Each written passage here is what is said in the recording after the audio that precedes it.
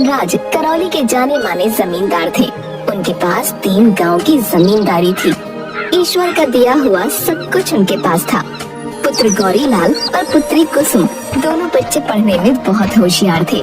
10-12 कमरे का आलीशान मकान, सभी सुख सुविधा पंडित जी के पास थी। गौरीलाल ने 12वीं पास की थी और नगर पालिका में बड़े बाबू की नौकरी भी उसे मिल गई। अब तुम्हें भगवान की कृपा से सरकारी नौकरी मिल गई है, इसलिए मुझे लगता है कि तुम्हें आगे पढ़ने की कोई जरूरत नहीं। बस मन लगाकर अपनी नौकरी करो। पिताजी, अगर आपकी आज्ञा हो तो मैं आगे की पढ़ाई करना चाहता हूँ।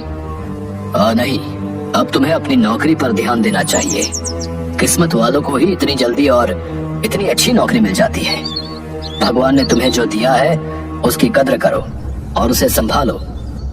पिता की बात मानकर गौरी ने नौकरी शुरू कर दी और बहुत ही जल्द उसके लिए रिश्ते आने भी शुरू हो गए। पंडित धनराज ने विवाह के लिए कन्या पसंद करने की जिम्मेदारी अपनी पत्नी को सौंप दी। पंडित जी की पत्नी ने सैकड़ों रिश्तों को नापसंद किया।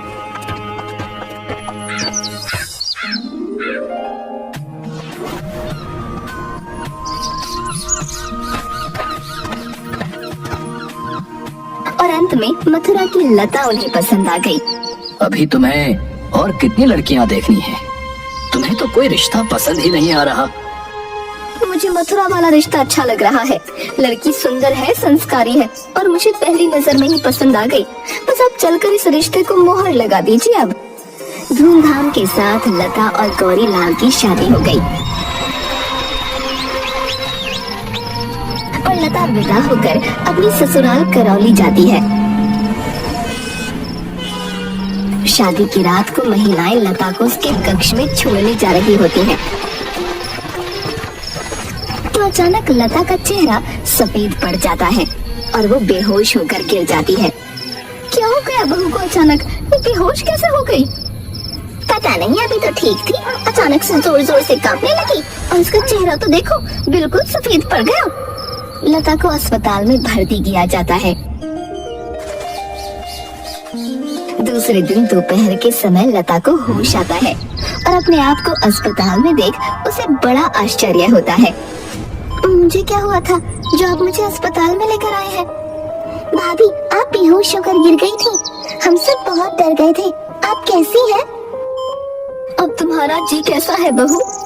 अब तो ठीक लग रहा है, बस थोड़ी कमजोरी महसूस हो रही है। भगवान का लाख लाख धन्यवाद, तुम ठीक हो गई। हम तो घबरा ही गए थे। गौरी, अब मैं घर जाती हूँ, तुम बहू के पास रहो। तुम्हारे पिताजी को ये खबर देनी होगी कि बहू का स्वास्थ्य अब ठीक है। वो बहुत चिंतित थे और मैं घर जाकर कुछ खाने के लिए बनाकर भेज देती हूँ। तुम लता को खिला देना और खुद भी खा लेना। कुसुम अपनी माँ के साथ घर चली जाती है। अब कैसी तबीयत है? अब तो बिल्कुल ठीक हूँ। समझ में नहीं आता कि मुझे क्या हुआ था। पहले तो कभी ऐसा नहीं हुआ। कुछ खाने का मन कर रहा हो तो मैं लेकर आता हूँ। नहीं, मेरा मन नहीं है। हाँ, अगर सेब मिल जाए तो ले आइएगा। गौरीलाल अस्पताल के बाहर खड़े ठेले वाले के पास सेब लेने जाता है। सेब का मौसम नहीं था, इसलिए बाजार में सेब अच्छे नहीं आ रहे हैं। अब एक काम करो, इनमें से अच्छे आधा किलो सेब दे दो। लता आंखें बंद करके लेटी हुई थी और उसके सर के पास रखी हुई मेज पर अच्छे किस्म के सेब रखे थे। ये सेब कौन दे गया लता? बिल्कुल ताजा सेब है। मुझे तो ऐसा सेब पूरे बाजार में नहीं मिला। मुझे नहीं पता, मैंने तो किसी को सेब रखते हुए देखा ही नहीं। गौरीलाल को बड़ा आश्चर्य हुआ। उसने इधर उधर वार्ड में जाकर देखा, कोई परिचित व्यक्ति भी नहीं मिला जो सेब रख गया हो। खैर जो भी हो, उसने सेब काट कर लता को खाने को दिया और खुद भी खाया। सेब बड़े स्वादिष्ट थे। शाम को कुसुम लता के लिए दूध और दलिया लेकर अस्पताल पहुंची और देखती है एक प्लेट में दलिया और एक बड़ा गिलास दूध लता के सिरहाने रखा था। क्या भैया, इतनी जल्दी थोड़ी मची थी? मैं तो दूध और दलिया लेकर आ ही रही थी ना। तुम्हें बाजार से लाने की क्या जरूरत थी? कैसा बाजार और कैसा दूध दलिया? मैं तो यहाँ से कहीं गया ही नहीं। कहते कहते उसकी नजर पलंग के पास रखे दूध के गिलास और दलिया पर पड़ी। अरे, इसे कौन रख गया? ताज्जुब है। मैं इसी बेड पर बैठा हूँ और न जाने कौन रख जाता है। इसके बाद उसने सबके बारे में भी कुसुम को बताया। कोई तुम्हारा परम मित्र होगा जो भाभी का इतना ख्याल रख रहा है। दूसरे दिन सुबह लता अस्पताल से घर चली जाती है। अब वो पूरी तरह स्वस्थ थी। शाम के समय गौरी लता के कमरे में गया तो लता ने मुस्कुराते हुए उसका स्वागत किया। गौरी पलंग पर बैठ गया और इधर उधर की बातें करने लगा। थोड़ी देर के बाद जैसे ही उसने लता का हाथ पकड़ा, उसे एक झटका लगा, जैसे शरीर में करंट दौड़ गया हो। उसने लता की ओर देखा। लता की आंखें लाल और चेहरा भयानक हो गया और लता बहुत भयानक आवाज में बोलने लगी। चले जाओ यहाँ से, दोबारा कभी इसे हाथ लगाने की कोशिश मत करना। आज तो सिर्फ करंट लगा है, अगली बार प्राण देनी पड़ सकती है। चले जाओ यहाँ से, ये सिर्फ मेरी है और किसी की नहीं। गौरी भागकर कमरे से बाहर आया। माँ, कहाँ हो तुम? जल्दी आओ इधर। क्या हो गया? कितने घबराए हुए हो? बहू तो ठीक है ना? पता नहीं, मुझे कुछ समझ नहीं आ रहा। मैं कमरे में गया तो वो बिल्कुल ठीक थी और जैसे ही मैंने उसका हाथ छुआ, मुझे बिजली का करंट लगा और लता की आंखें बिल्कुल लाल हो गई और उसका चेहरा बहुत डरावना सा हो गया था और वो अजीब भयानक आवाज में बोल रही थी। तो क्या बकवास कर रहा है? चल मेरे साथ। दोनों कमरे में जाते हैं। कुसुम भी उनके पीछे दौड़ी। अरे ये क्या हुआ भाभी को? ये तो बेहोश पड़ी है। लता की सास लता के मुंह पर पानी डालती है, जिससे लता को होश आ जाता है। आप सब यहाँ? क्या हो गया था? मुझे कुछ हो गया था क्या? भाभी आप फिर से बेहोश हो गई थी। बेहोश? मुझे तो कुछ भी याद नहीं आ रहा। मुझे क्या हुआ था? तुम परेशान मत हो बेटा, आराम करो। तुम्हारी तबीयत शायद अभी पूरी तरह से ठीक नहीं है। वो सीधा पंडित जी के पास जाती है और पंडित जी को सारी बात बताती है। समझ तो मुझे भी कुछ नहीं आ रहा और मुझे बहू की फिक्र भी बहुत हो रही है। बेचारी अभी तो अपने माँ बाप को छोड़कर आई है और उसकी तबीयत खराब हो गई। मैंने उसकी बीमारी की खबर तार के जरिए उसके मायके भेजी है। उम्मीद है कि कल या परसों में उसके माँ बाप यहाँ आ जाएंगे। आपने बहुत अच्छा किया। हो सकता है माँ बाप से मिलकर उसकी तबीयत थोड़ा संभल जाए। तार मिलते ही लता के माँ बाप आते हैं और बातें शुरू होती हैं। लता को अब तक तो ऐसी कोई बीमारी नहीं हुई। यहाँ आते ही पता नहीं क्या हुआ। हमने डॉक्टर वर्मा को दिखाया था, पर बीमारी उनकी पकड़ में नहीं आ रही।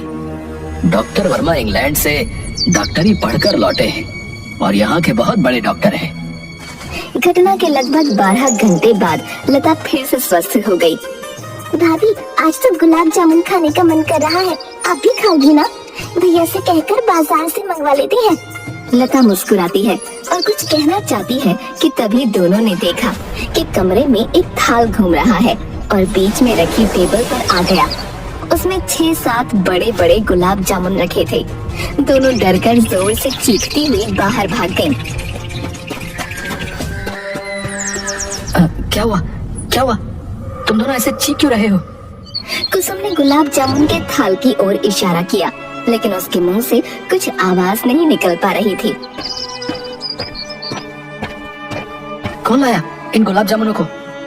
तभी वहाँ घर के बाकी लोग भी उन दोनों की चीख सुनकर आ गए।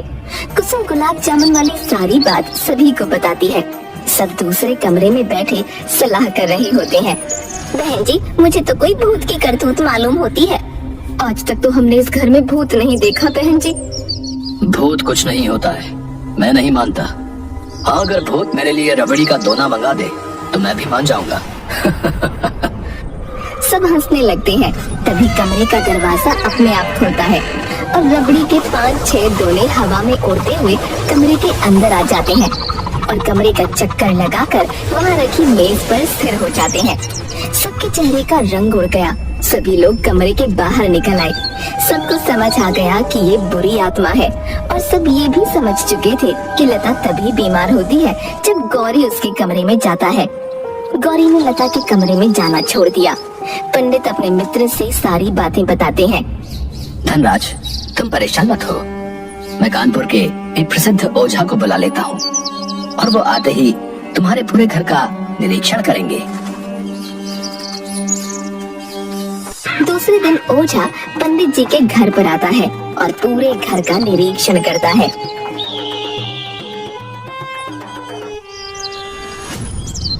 इस घर पर एक साया है, आप सबको परेशान होने की जरूरत नहीं है, मैं उसे भगा दूंगा। बस अब आपका ही सहारा बचा है हमें तो, लेकिन खर्च थोड़ा ज्यादा होगा।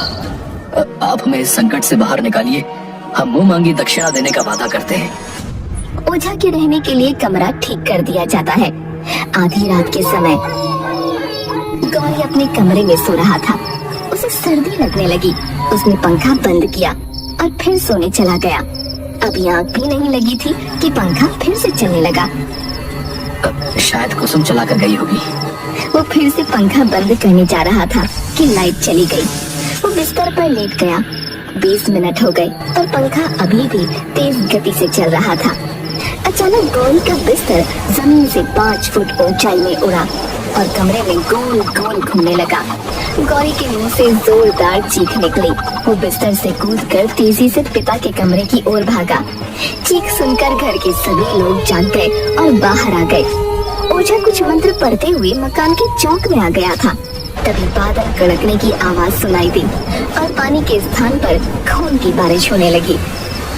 तुम सब जल्दी ही अंदर जाओ और दरवाजा बंद कर लो। ओम क्रीम ग्राम क्रीम भट स्वाहा। ओम क्रीम ग्राम क्रीम भट स्वाहा। खून की बारिश अभी भी हो रही थी। सभी भयभीत निगाहों से एक दूसरे की तरफ देख रहे थे।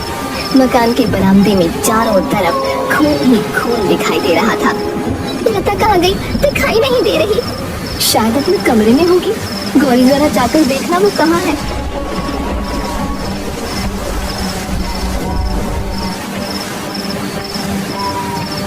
लता अपने कमरे में नहीं है। मैंने उसे रसोई घर, हॉल, ड्राइंग रूम, पूजा घर सब जगह ढूंढ लिया, पर पता नहीं कहाँ चली गई। अब तक खून की बरसात भी बंद हो चुकी थी। सभी लोग लता को ढूंढ रहे थे। हवेली का दरवाजा अंदर से बंद था, कुंडी लगी थी। इससे ये तो निश्चित था कि लता हवेली के अंदर ही है। सब लता को ढूंढ रहे थे। पहली मंजिल पर बने एक कमरे का दरवाजा खुला दिखाई दिया। कमरे के अंदर लता मुंह के बल बिस्तर पर बेहोश पड़ी होती है। उसे होश में लाया जाता है। लता तुम यहाँ कैसे आई? तुम तो अपने कमरे में सो रही थी और तुम्हें इस कमरे की चाबी कहाँ से मिली?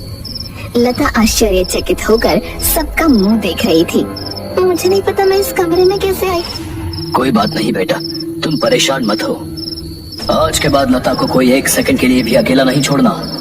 हर समय घर का कोई ना कोई सदस्य उसके साथ रहेगा। क्योंकि घर की औरतें घटनाओं से बहुत ज्यादा भयभीत हो चुकी थीं, इसलिए लता के साथ रहने की जिम्मेदारी गौरी को दी गई। 2 दिनों तक घर में सब कुछ शांत था। तीसरे दिन लता नहाने गई और गौरी बाहर कुर्सी पर बैठा अखबार पढ़ रहा था। तभी उसे सफेद कपड़े पहने हुआ एक व्यक्ति बाथरूम की ओर जाता दिखाई दिया। कौन है तुम और बाथरूम में कहाँ जा रहे हो? मैं लता का प्रेमी हूँ और उससे मिलने कहीं भी जा सकता हूँ, लेकिन लता ने मुझे तुम्हारे बारे में कभी नहीं बताया। वो बहुत भोली और मासूम है। उसे तो आज तक नहीं पता कि मैं उससे कितना प्यार करता हूँ। कौन है तुम और लता को कैसे मिले? मेरा नाम तन्मय है। मैं लता के पड़ोस में किराए पर रहता था और उसे देखते ही मुझे उससे प्यार हो गया। फिर उसने मुझसे विवाह क्यों किया? तुमने उसे रोका क्यों नहीं?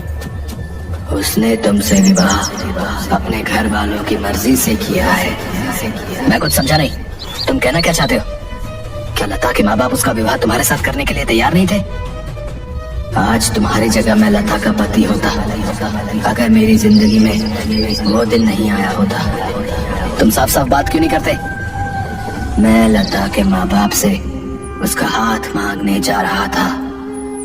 लता के ख्यालों में खोया हुआ बावला होकर अपने घर से निकला और सड़क पर अगर मैंने उस ट्रक को देख लिया होता तो आज मैं जीवित होता और लता मेरी पत्नी होती। तुम कहना क्या चाहते हो? क्या तुम मर चुके हो?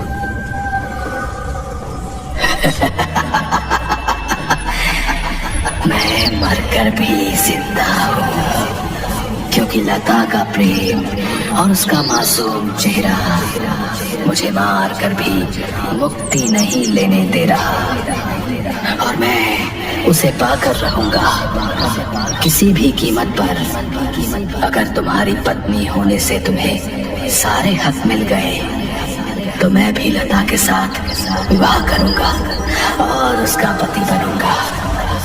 तुम क्या बकवास कर रहे हो? लता मेरी पत्नी है, मैं तुम्हें छोड़ूंगा नहीं।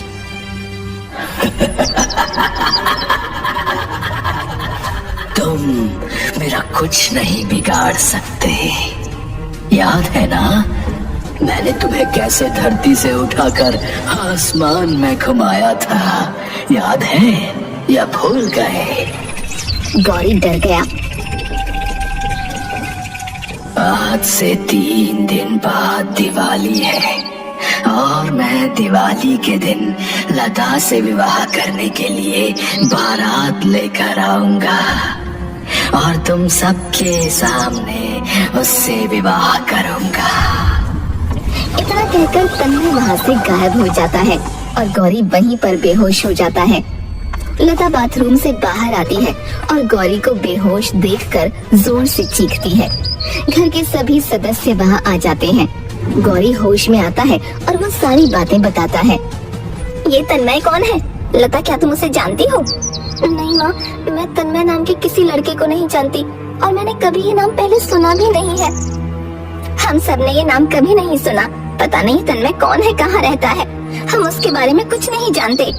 बहन जी, हमें अपनी बहू पर पूरा विश्वास है और हम इस मुश्किल से उसे बाहर निकाल कर ही रहेंगे। आप हम पर भरोसा रखिए। ये बड़ी ही सिद्धि और दुष्ट आत्मा है जो आपकी बहू लता के ऊपर फिदा है, परंतु आप सब फिक्र मत कीजिए। मैं कल एक अनुष्ठान करूंगा और उसके बाद इस सिद्धि आत्मा का खेल हमेशा के लिए खत्म हो जाएगा। बाबा, यदि आपको जरा भी संदेह हो तो आप किसी को अपनी सहायता के लिए बुला लीजिए। मुझे किसी प्रकार का कोई संदेह नहीं है और इस तरह की आत्माओं को भगाने के लिए मैंने अपने गुरु गंगाधर जी से उचित शिक्षा प्राप्त की है। विश्वास रखिए, मैं आपको इस मुश्किल से मुक्त करूंगा। दूसरे दिन सुबह अचानक से ओझा के कमरे से चिल्लाने की आवाज आने लगती है। सब दौड़कर ओझा के कमरे की ओर जाते हैं, जहां ओझा पंखे से उल्टा लटका हुआ था। उसके दोनों हाथ एक दूसरे से बंधे थे। छोड़ दो, मुझे छोड़ दो, मुझे माफ कर दो। मैं आज ही यहाँ से चला जाता हूँ और कभी लौट कर नहीं आऊंगा। तभी कोई ओझा को पंखे से घुमाकर जमीन पर फेंक देता है। गौरी उसे अस्पताल में भर्ती करा देता है। अब क्या होगा? अब हमें इस बुरी आत्मा से कौन बचाएगा? फिक्र मत करो, मैंने गंगाधर जी को लेने के लिए कल ही आदमी भेज दिया है। भगवान ने चाहा तो वो जल्द ही यहाँ आ जाएंगे। लेकिन उनका पता कैसे मालूम चला? मैंने कल ओझा से गुरुजी का पता पूछकर आदमी को उन्हें लेने भेज दिया था। दिवाली का दिन आ गया। सब बहुत ज्यादा परेशान होते हैं। पूरा दिन घर में शांति का माहौल था। शाम के वक्त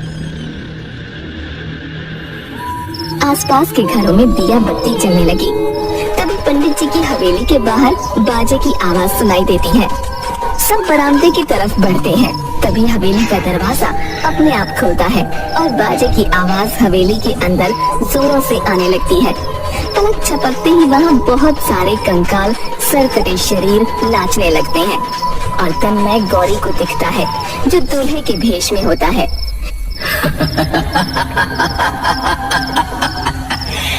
मैंने कहा था ना कि मैं दिवाली के दिन लता से विवाह करने के लिए बारात लेकर आऊंगा।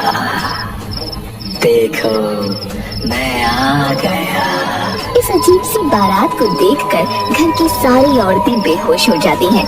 तभी लता के कमरे का दरवाजा खुलता है और वो दुल्हन के रूप में वरमाला लिए अजनबी की तरफ आती है। गौरी लता को आवाज देता है। लता, लता, तुम होश में तो हो? तुम ये क्या करने जा रही हो? लता को तो जैसे कुछ सुनाई ही नहीं दे रहा होता। वो चलती हुई सीधा तन्मय के पास पहुंची और वरमाला उसके गले में डालने ही वाली थी कि तभी एक गंभीर और दमदार आवाज आई। रुक जाओ जाओ जाओ। आवाज सुनते ही लता के हाथ रुक गए और वो वहीं बेहोश होकर गिर गई। ये आवाज गुरु गंगाधर की थी। पंडित जी, फिक्र मत कीजिए, मैं आ गया हूँ। घर का मुख्य द्वार तुरंत बंद कर दीजिए। ग्रीन ग्राम ओम स्वाहा। देखते ही देखते तन्मय की आत्मा एक सफेद धुएं में परिवर्तित हो गई और उस बोतल में समा गई। मैं जानता हूँ कि तुम सब इस बारात में लालच के कारण आए हो। मैं तुम सबको सिर्फ एक मौका दूंगा इस हवेली से बाहर जाने का। अगर तुमने देर की तो तुम सबका भी यही अंत होगा जो इस दुष्ट का हुआ है। सब बाराती वहां से गायब हो गए। पंडित जी, अब आप फिक्र मत कीजिए। आपकी बहू और आपका परिवार पूरी तरह से सुरक्षित है। मैं इस आत्मा को भोलेनाथ की सेवा में लेकर जाऊंगा और वहीं इसका न्याय होगा। आपका बहुत बहुत शुक्रिया गुरुजी, जो आपने समय पर आकर हमारे घर को बर्बाद होने से बचा लिया। परंतु ये दुष्ट आत्मा हमारी बहू के पीछे क्यों पड़ी थी? ये एक मनचली आत्मा है जो आपकी बहू के रूप और सुंदरता को देखकर उस पर मोहित हो गई थी और इसी कारण वो पीछे पड़ गई। परंतु अब डरने की कोई जरूरत नहीं है। पंडित गंगाधर को बहुत सारी दान दक्षिणा देकर विदा किया जाता है। उसके बाद लता और गौरी अपना जीवन अच्छे से व्यतीत करते हैं। उनके 2 बच्चे भी हैं और घर में सब कुशल होता है।